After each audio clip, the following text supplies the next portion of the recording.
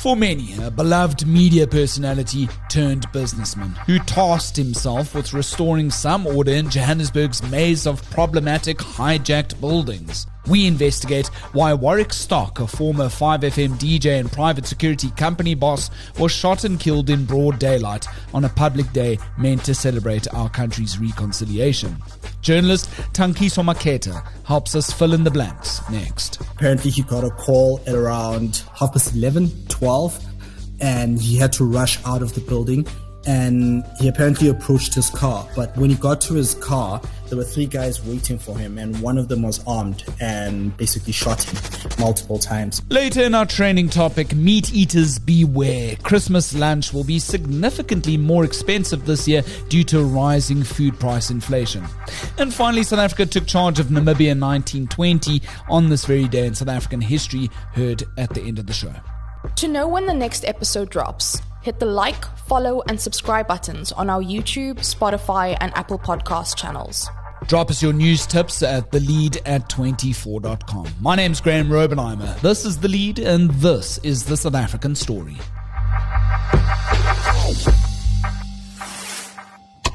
Our journalist on the story is Tankiso Makhetha. He's live with me now from Johannesburg with an update on this developing story. Tank, thanks so much. We haven't had you on The Lead for quite a while. It's been a busy year. It's been a very busy year. Thank you so much for having me. Absolutely. Take us to the crime scene where Warrick was at the time of his murder. What do we know about the circumstances, where he was placed at the time, who he was confronted with, and just the part of inner city Johannesburg that takes us to the heart of this particular story. Warrick was in the heart of the CBD, close to the Carlton Centre.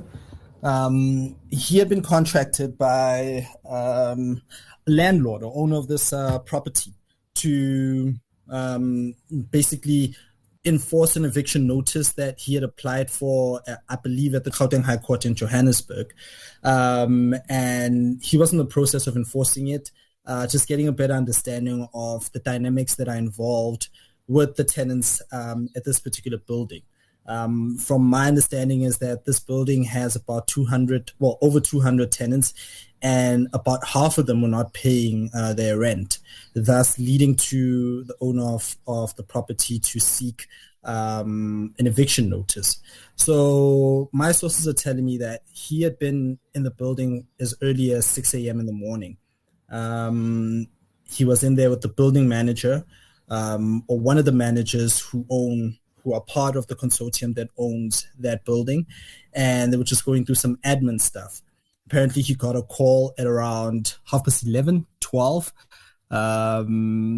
and he had to rush out of the building, and he apparently approached his car. But when he got to his car, there were 3 guys waiting for him, and one of them was armed and basically shot him multiple times. Sure.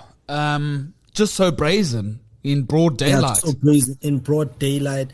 I mean, if you've ever been to the Joburg CBD, you know that it's always buzzing. It's always full of activity, regardless of the day of the week. And considering that yesterday was a public holiday, it didn't make much of a difference. Yeah, day of reconciliation, nogals. What does that say about our current crime levels in this country, Tank? Indeed. Look, okay, so do we know from the authorities, what they're sort of hoping to work with to make a possible breakthrough in terms of an arrest here? So 3 suspects that we're aware of, right? CCTV footage, right. I know that shouldn't be an issue in the inner city of Johannesburg. What's our Johannesburg MMC for Public Safety, Mqini Chwaku, saying? I know he's been giving a lot of interviews. He's basically saying that Warrick wasn't contracted to the city of Johannesburg in terms of dealing with high-tech buildings, and that Warrick had received several death threats over the past couple of months due to the nature of work that he was doing, which was obviously tackling the issue of high-tech buildings within the CBD. Mainly by foreign nationals or illegal foreign nationals, and yeah, that's basically what he has been saying, and that the police are looking for, or JMPD and the police are looking for, a man named Innocent who had been working with Warrick. I'm not sure, and he's not sure either, whether or not this innocent character was present yesterday when the shooting happened or before the shooting happened. But he is, to a certain degree, a person of interest or a person who may be able to help unravel Warrick's death or Warrick's murder, because he had been working closely with him and maybe in a situation to provide them with further information. Very interesting, Tank. A report has just come out on the last short while, penned by our News 24 colleague Ntwahai Saleka. Protection order, death threats, hijacked building, killer who returned to the scene. Now, in this, Ntwahai reports that the key gunman here, a dreadlocked assailant, who is responsible apparently for pulling the trigger, apparently, according to bystanders and eyewitnesses, had returned to the murder scene twice. Apparently he had changed his clothing, returning back to the scene, and now wearing blue overall suit, and apparently was also standing very nearby some of the journalists at the crime scene on Tuesday. Now, this dreadlock shooter is understood to be the main suspect that's already been caught and identified on CCTV footage. Ntwahai, in his report, also reveals Stock had taken out protection orders for him and his staff following some threats of violence that he had received in the last couple of weeks or so. What do we know about what's been said already out in the ether about these criminal cartels or syndicates that are essentially offering services around these hijacked buildings or extorting people that are looking for a roof over their heads within the context of these hijacked buildings? We know that there's up to apparently 200 large hijacked buildings, some sources are indicating, within the inner city of Johannesburg, but some believe obviously that number could be a lot bigger. I had a chat with the City of Johannesburg's MMC for Human Settlement, and this is a topic or an issue that he's been vocal about for the past year or so. And he mentioned to me yesterday that these syndicates are well connected. They know the terrain in which they are operating in. They're also connected to members, to officials within the city who assist them in, bypassing certain barriers should they come across them. And he says these people are very dangerous. These syndicates are very dangerous because they're obviously making a profit from these hijacked buildings. And if you try to intervene, especially on a small scale that Warrick was operating on, you have to bear in mind that Warrick apparently started his security company about 6 months ago, and he's only handled several buildings within the Joburg CBD. So to a certain degree, one might argue that he wasn't really familiar with the environment of hijacked buildings, and he was causing a lot of trouble for some of these big syndicates, and that resulted in his death. So basically it's these large syndicates mainly consisting of illegal foreign nationals who've obviously taken over these buildings and are cramping up people inside of them and making a profit. And on top of that, they're not paying rates and services, which is a burden on the municipality itself. Right. Warrick, DJ Warras, otherwise known as Warrick Stock, he's was on 5FM, YFM. He's been on a couple of shows on the DSTV channels. A fairly well-known media industry pro that's been around the block for quite a long time within the Johannesburg circles, right? A lot of outpouring and grief from the industry. We've seen a lot of condolences being relayed on social media platforms, from his former colleagues to people that he still works with, to people that, that he works with on podcasting. A lot of people are shaken. A lot of people in disbelief, considering how sudden this was. This was completely unforeseen. And also considering how, the number of issues that he championed for, specifically hijacked buildings within the CBD. He seemed to have a passion for wanting to clean up the city as well. And considering where he is right now, he seems to have been on the right track. But there's been a lot of shock and condolences from those who knew him.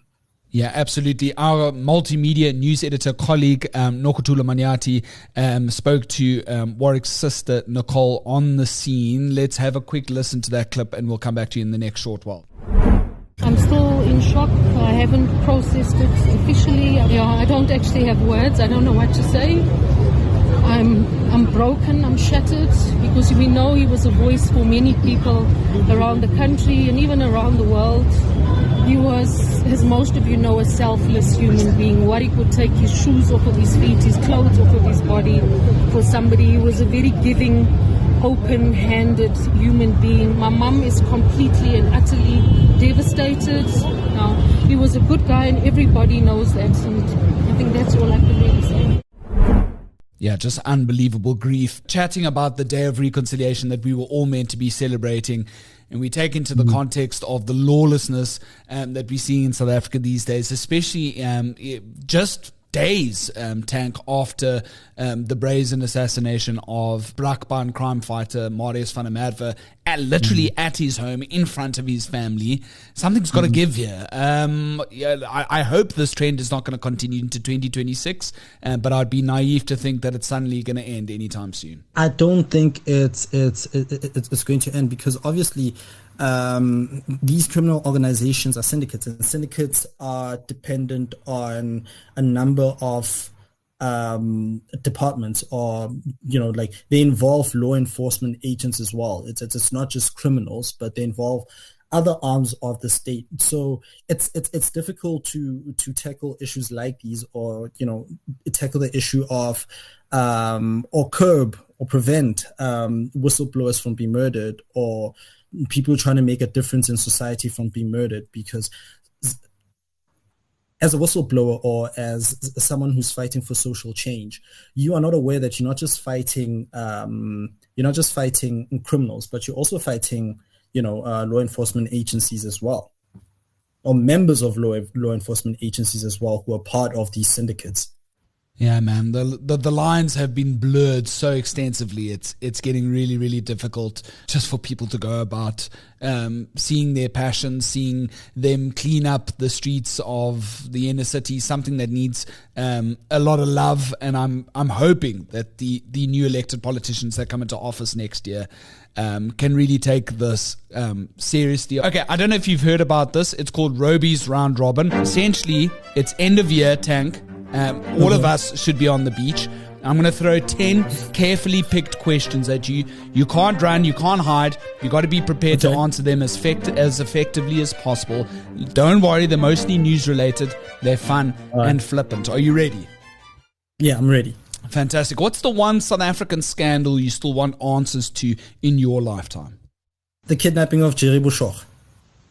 Sure, yes, definitely. Huge question marks there. If you could put one politician on airplane mode for a month, who would it be? Gayton McKenzie. I love how long you took to answer that. The number of them, but Gayton is definitely top of the list. Which press conference in 2025 hurt you the most? Naturally, the press conference by KZN Police Commissioner General because it was such a bombshell. It was so multi-layered. It consisted of so many elements. It just wasn't one thing. It's so many elements that are spread throughout our communities and society that it's heart-wrenching. It's heartbreaking to realize how deep organized crime has infiltrated society, even at the very top level. Yeah, 100%. Who's your favorite News 24 colleague? You've got to be biased. I am biased. Kaya Koko. I think he does exceptional work. Since he returned to News 24 late last year, early this year, he's done tremendous amount of work. Yeah, absolutely. City Power, the entire investigation into that has been painstaking, and he's taken on a lot of risk looking into all of that. What's one story in South Africa this year that deserved the Netflix docuseries treatment? Ket Matlala, everything involving Ket Matlala. Absolutely. Which South African song would be the soundtrack to your journalism career thus far? I would say Ghetto Fabulous by Zona. Lovely, lovely. If you were forced to embed with one government department for a year, which one do you think you would survive the longest in? Department of Transport. Probably very easy. Very easy to survive a whole year in it. Yeah, Department of Transport most likely. Sure, Minister Barbara Creasy's catching strays here. You have one wish for South African journalism in 2026. What is it? To continue doing the great work, fighting the good fight. I mean, there's a lot of noise coming from social media about journalists and the state of journalism in South Africa. But if we remain true to our craft and continue shining light on events and issues that are deliberately kept in the dark, I think we can't miss a step. Can't agree more. All Tankiso Makhetha wants for Christmas is 2 million rands. Why 2 million? Why 2? I don't know. Like 2 million seems like a fair enough amount of money. That could get you a very nice townhouse, close to Sandton, I think. You know what I mean? I can get a nice house somewhere, Yeah. Just call me for the braai. And then final question, fill in the blank. South Africa will officially be okay when? I have no idea. I'm completely lost. I'm stumped. What is the answer to that? There's only an answer that you could possibly think of. So think of it this way, as a lot of our colleagues were saying, all whatever you want for Christmas. A lot of people said world peace. So a good peaceful society could be something that South Africa will need. So South Africa will be officially be okay when we're all at peace.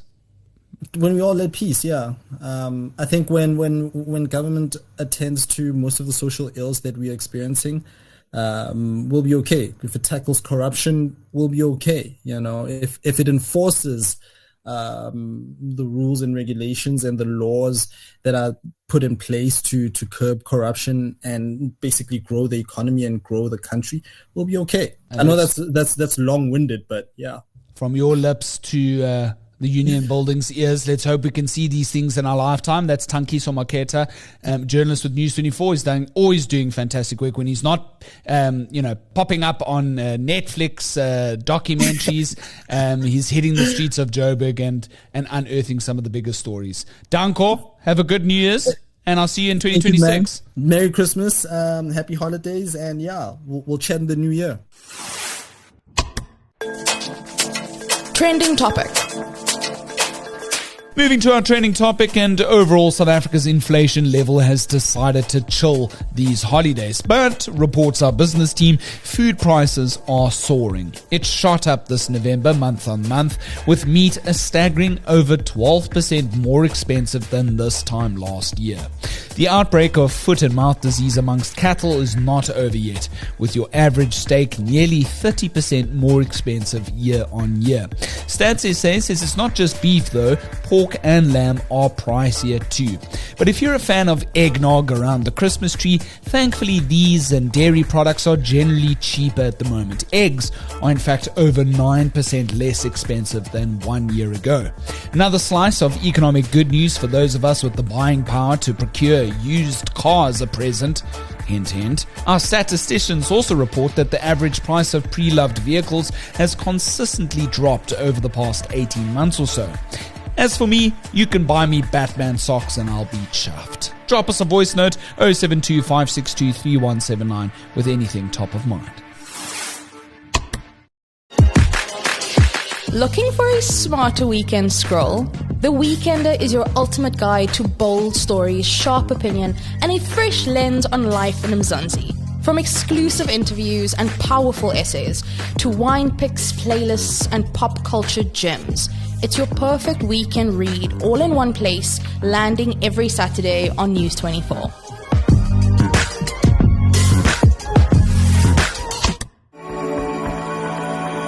And finally, Ending off now with On This Day in South African History. That's the 17th of December 1920.